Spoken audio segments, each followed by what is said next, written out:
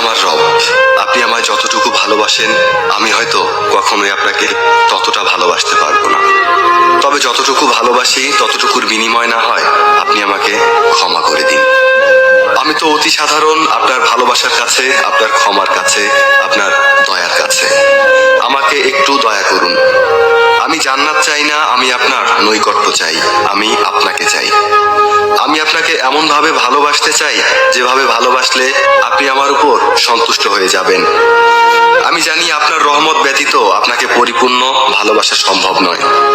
তাই আমার উপর বর্ষণ করুন আপনার রহমতের বারিধারা। আপনিই তো জানেন আমার সবকিছু, আমার সকল গোপন পাপ, পৃথিবীর কেউ না জানা আমার সকল অন্যায়, আমার নিজের নফসের উপর আমার জুলুম, এসব।